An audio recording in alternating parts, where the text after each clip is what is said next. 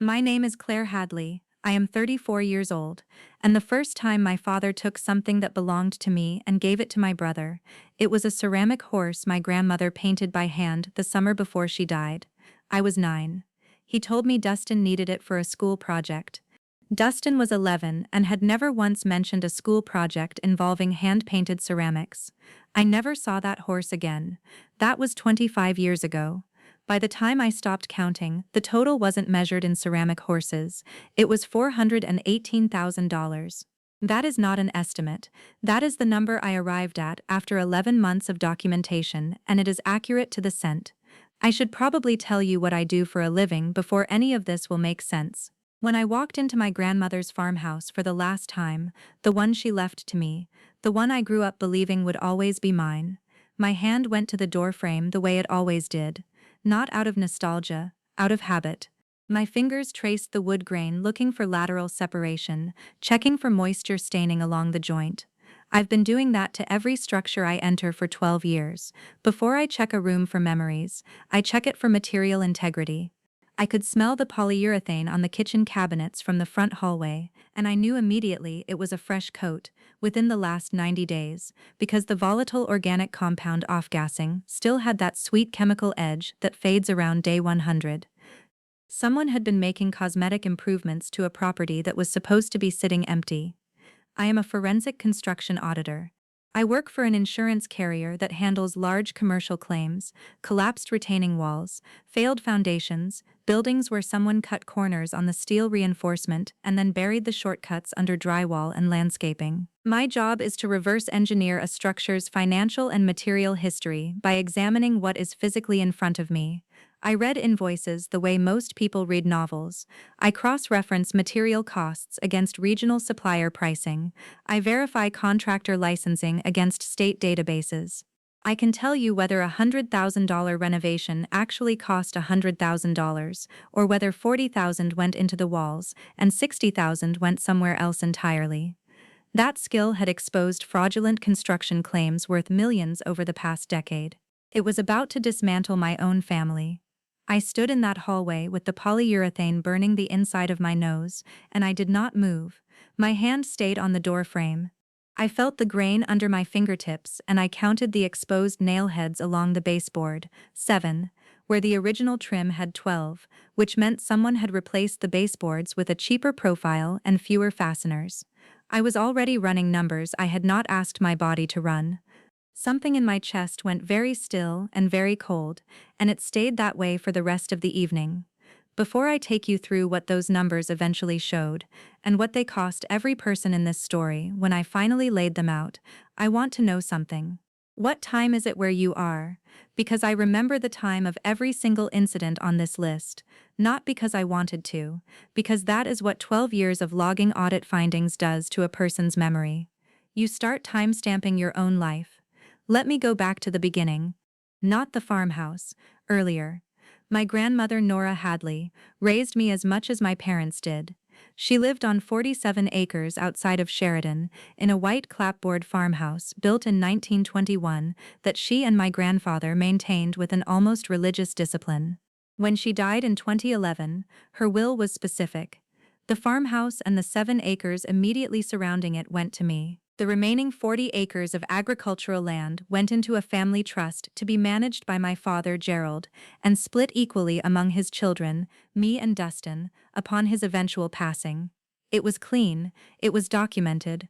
My grandmother had an attorney named Phil Kern draw it up, and Phil had been her lawyer for 31 years.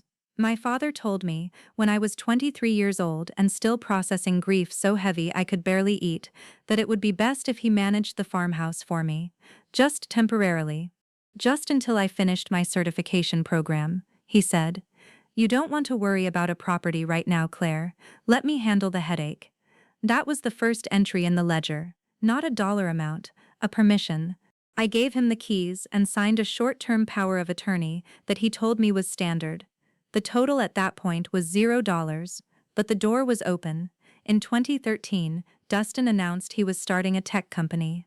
He was 25, had no engineering background, and had failed out of 2 different business programs. My father held a family dinner, pot roast, the good china, Dustin sitting at the head of the table like a visiting dignitary, and told us that he would be helping Dustin with initial funding. Helping, he said. That word. When I asked where the funding would come from, my father said, "Don't worry about logistics, Claire. This is a family matter." I did not press further because I was still operating under the assumption that family matters meant everyone's interests were being considered equally. That assumption cost me. I'll get to how much. The first actual dollar amount appeared in 2014. My father called me on a Tuesday, I remember, because I had just finished an audit on a strip mall in Bozeman, where the contractor had double billed for HVAC ductwork, and said he needed $12,000 to cover property taxes on the farmhouse. He said the trust account was short because of some agricultural costs. I transferred $12,000 from my savings into his account that afternoon. I didn't ask for a receipt. I didn't ask for a breakdown. I was 26 years old, and I trusted my father the way you trust the foundation of a building you've never seen crack. That brought the total to $12,000, and we were only in 2014. In 2015, it was $8,000 for emergency roof repairs on the farmhouse. He sent me a photograph of water-stained ceiling tiles that I now know came from a stock image website because the ceiling profile in the photo was a suspended grid system, and my grandmother's farmhouse has original plaster ceilings with medallion details. I didn't look closely enough at the time. I sent the money. The total was now $20,000. In 2016, $17,000 for what he called structural foundation work. In 2017, $9,000 for a new well pump and water treatment system. In 2018, $14,000 for updated electrical service. Every single time, a phone call. Every single time, the same formula, a reasonable sounding expense attached to a property I loved, wrapped in a tone that made questioning feel like disloyalty. I paid every invoice he described without visiting the property because I was traveling constantly for work, and because I believed the farmhouse was being maintained by someone who loved it as much as I did. The irony is almost too clean. I spent every working day of those years proving that people lie about what they put into buildings. I could identify a fabricated renovation invoice across a conference table from 6 feet away. I could spot the difference between a legitimate material receipt and a retyped version created on a home printer. And every single evening, I went home to a life built on fabricated invoices I never thought to audit because they came from my father. That brought the running total to $60,000 by the end of 2018. Direct transfers from my account to his. And we weren't even close to the farmhouse yet. I kept records of all of it, not because I planned to use them, because that is what I do. I track things. Every transfer had a date, an amount, a stated purpose, and a confirmation number. I kept them in the same filing system I used for professional audits. 3-ring binder, chronological tabs, cross-referenced with bank statements. I did not know I was building a case. I thought I was being organized. In 2019, Dustin's company failed. This is not speculation. The LLC was dissolved, and the dissolution filing is a public record in the state of Montana. $243,000 of combined investment, from my father, from 2 outside investors, and from sources I would later trace back to myself, vanished into salaries Dustin paid himself, a leased office that sat mostly empty, and a product that never reached beta testing. My father never mentioned the dissolution, not once. When I asked about Dustin at Thanksgiving that year, my father said, "He's repositioning, these things take time." What I didn't know, and wouldn't discover until 2022, was that my father had taken a second mortgage on my farmhouse in 2017, my property, in my name, using the power of attorney I had signed when I was 23 and grieving. He had borrowed $114,000 against the farmhouse's appraised value and funneled it directly into Dustin's company. The bank had my signature, a digitized version pulled from the power of attorney document and placed onto the loan application. The monthly payments came from the agricultural trust account, which is why the trust was perpetually short and why my father kept calling me for property maintenance money.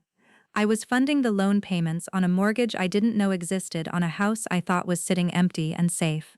That brought the total to $174,000, and I still didn't know any of it. Here is where my profession caught what my family had hidden. In March of 2022, I drove to the farmhouse for the first time in 3 years. I had taken a week off work. I wanted to walk the property, assess what needed to be done before I could move in. I had a plan. I was going to leave the insurance firm, start my own consultancy, work remotely from the farmhouse. I had been dreaming about it for a decade. The polyurethane was the first thing I noticed. Fresh cabinet finish in a house that supposedly needed $60,000 in structural and mechanical repairs over 8 years. I opened every cabinet door, all new hardware, brushed nickel, contractor grade, the kind a house flipper uses. The countertops had been replaced with laminate that was made to look like quartz, but that any professional could identify by the edge profile and the seam adhesive. Someone had renovated this kitchen recently, not for me. I pulled the county assessor records online that night from the kitchen table. The property had been reappraised in 2021 at a value significantly higher than its 2011 assessment. There was a lien recorded against it. I did not breathe for what felt like a very long time. Then I opened my laptop and began doing what I do for a living. Layer 1 was the mortgage. I called the lending institution directly, First Mountain Federal Credit Union, and identified myself as the property owner. They confirmed the second mortgage, the remaining balance of $81,000, and the monthly payment schedule. The loan officer read me the origination date, April 2017. I asked who had signed the application. She said, "You did."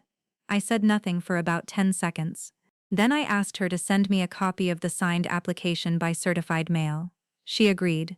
Layer 2 came from the county recorder's office. There was a transfer document, a quitclaim deed, filed in January of 2022, 2 months before my visit, transferring the farmhouse from my name into a newly formed LLC called Hadley Heritage Properties. The registered agent of that LLC was my father. The quitclaim deed bore my signature. I had never seen this document. I had never signed it. I had never heard of Hadley Heritage Properties. I'm going to take you through what I found next, but first, where are you watching from right now? Drop your location below. I want to know how many people are watching. Someone finally read the numbers out loud. Layer 3 went back further than I expected. I requested the full transaction history of the agricultural trust account by submitting a formal beneficiary inquiry through the trust's managing bank. As a named beneficiary, I was entitled to this.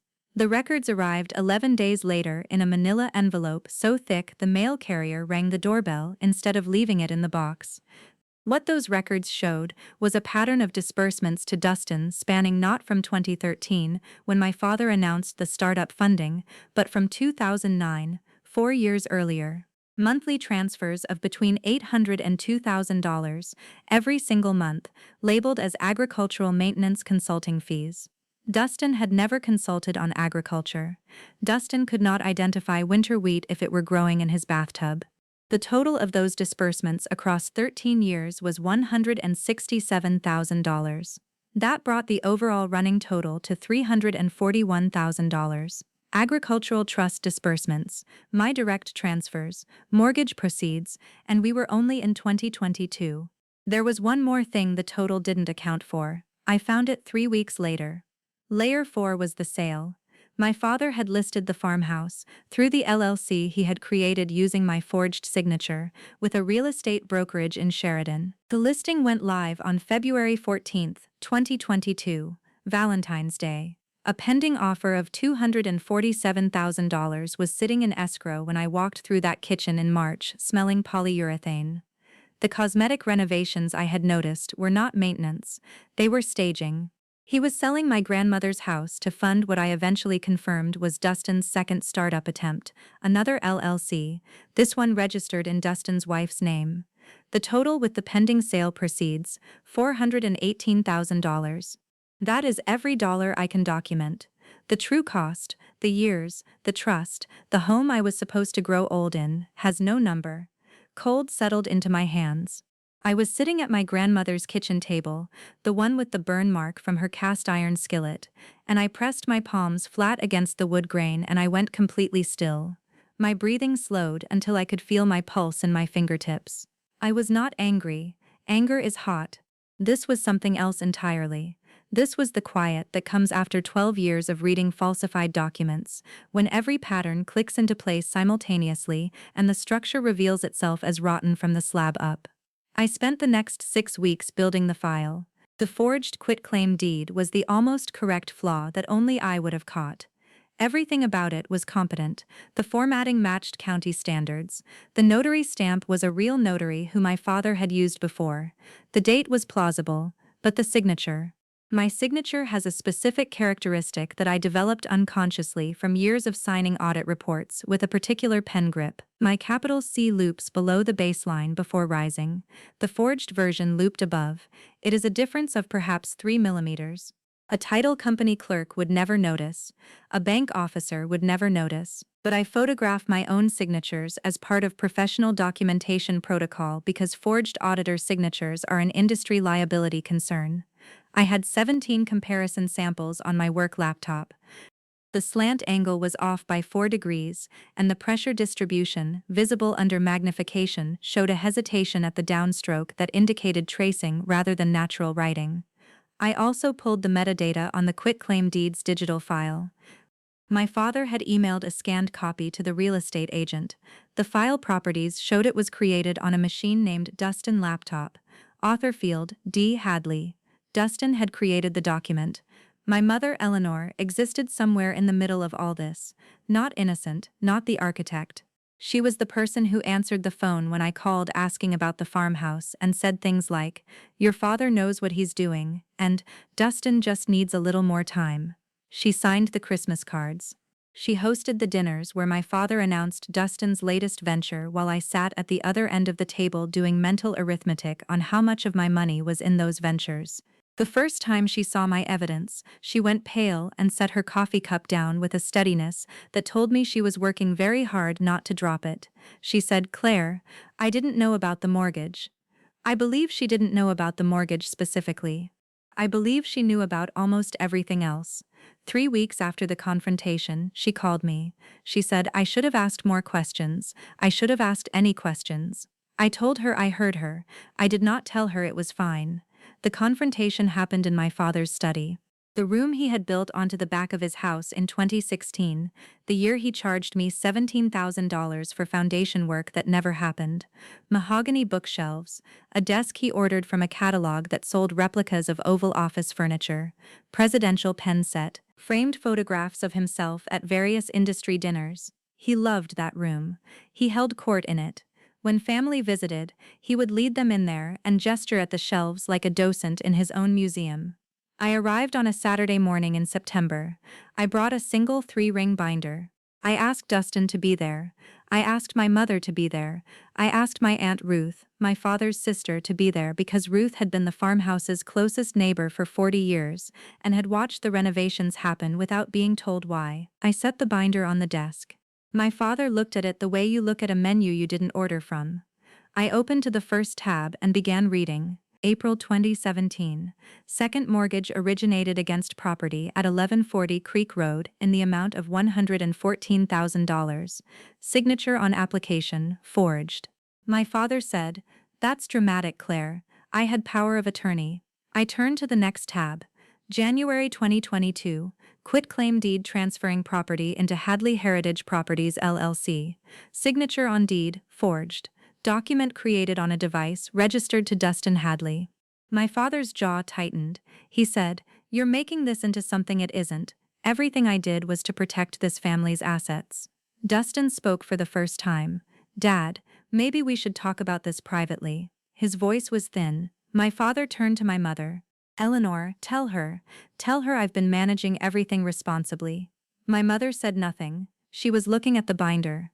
I turned to the third tab, the trust disbursement records, 13 years of payments to Dustin labeled as consulting fees.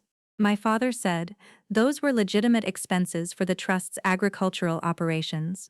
I placed the state dissolution record for Dustin's first LLC next to the disbursement timeline. The payments continued for 3 years after the company ceased to exist.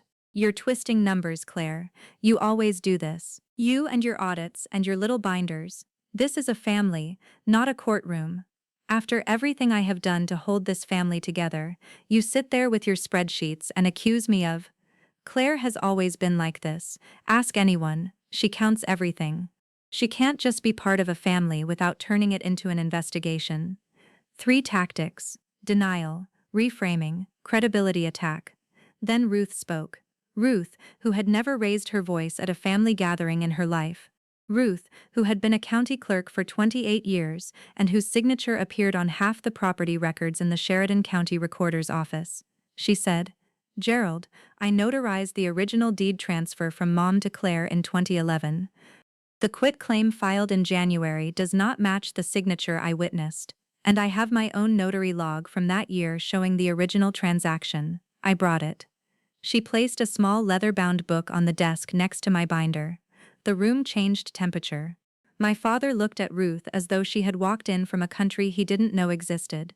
I did not add anything. I closed my binder. I looked at my father, and I said one sentence. "You didn't manage this family's assets. You liquidated your daughter to finance your son." Then I waited. I did not say another word for the rest of the meeting. The consequences arrived the way consequences do when the structure is finally exposed, not all at once, but in a progression that felt like gravity reasserting itself after years of someone holding it back by sheer force of narrative. Within 2 weeks, I filed a formal complaint with the county district attorney's office. The forged quitclaim deed constituted real property fraud, a felony in Montana. The investigation opened in October 2022. By December, the pending sale of the farmhouse was canceled. The escrow funds were frozen.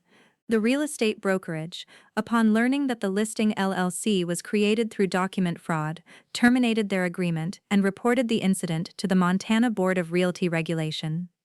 In January 2023, my father retained an attorney. The attorney reviewed my documentation and, according to what my mother later told me, advised my father that a plea arrangement was his best option. In March, my father pleaded guilty to 1 count of forgery and 1 count of fraudulent transfer of real property. He received a suspended sentence of 3 years, 18 months of supervised probation, and a restitution order of $114,000, the mortgage amount. The judge noted in the sentencing memorandum that the defendant had exploited a position of familial trust. The LLC was dissolved by court order. The farmhouse title was restored to my name. The second mortgage still existed, but the restitution order meant my father was now legally responsible for every remaining payment. Dustin's second startup collapsed within 4 months of the confrontation. Without the farmhouse sale proceeds he was expecting, he could not make payroll. His wife filed for legal separation in February 2023.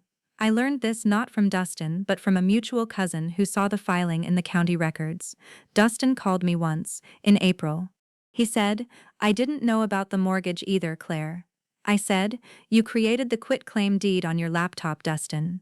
The line went quiet for a long time. He said, "I know," then he hung up. My father's probation terms required him to surrender financial management of the agricultural trust. A court-appointed trustee took over.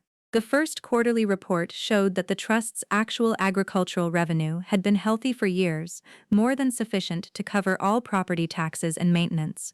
There had never been a shortfall. Every call my father made to me asking for emergency money was manufactured. Eleanor, my mother, did not leave my father, but something shifted in the architecture of their marriage that was visible even from the outside. She started attending the Thursday night women's group at the Presbyterian Church, something she had talked about doing for years and never had. She began calling me every other Sunday. She never asked me to forgive my father. She never defended him. She asked me about my work. She asked me if I was eating well. She once said, "I spent so long being the person who kept things running that I forgot to ask what we were running toward." I did not know what to say to that. I still don't, fully. Ruth and I grew closer. We had dinner once a month at the farmhouse after I moved in. She brought her notary log every time for the first 3 visits, as though its physical presence was a kind of proof she needed to keep offering. By the 4th visit, she left it at home. She never fully apologized for the years she watched my father's behavior without intervening, but she said something during one of those dinners that I have not forgotten. She said, "I saw the pattern, Claire. I saw it for years. I told myself it was none of my business because he was my brother and you seemed strong enough to handle it." She paused. "That's the excuse, isn't it? She's strong enough, as if being strong enough to survive something means you should have to." I moved into the farmhouse in June 2023. I left the insurance firm. I started my own forensic auditing consultancy from the upstairs bedroom my grandmother had used as a sewing room. I had been postponing this for 11 years. Every time I got close to making the leap, another phone call would come, another emergency transfer, another reason to stay employed at a salary that could absorb the next manufactured crisis. The consultancy took 4 months to become profitable. By the end of the first year, I had 7 clients. 2 of them were referred by Ruth, who still knew everyone in 3 counties. There is a difference between what a running total looks like on a spreadsheet and what it weighs when you carry it in your body for a decade. $418,000 is a number. It is also a decade of not sleeping well on Sunday nights because Monday might bring another call. It is the weight of believing you are helping your family while your family is consuming you by design. The numbers on the ledger cannot tell you what it costs to realize that the person who was supposed to protect you built a system to extract from you, and that system worked so well because you loved them enough to never audit it. What I learned is that consequences are not revenge. They are what was always owed. I did not destroy my father's life. I refused to let him continue funding his preferences with my inheritance, my money, and my name. The difference between those two things is the difference between cruelty and clarity. Cruelty requires you to enjoy it. Clarity just requires you to stop pretending.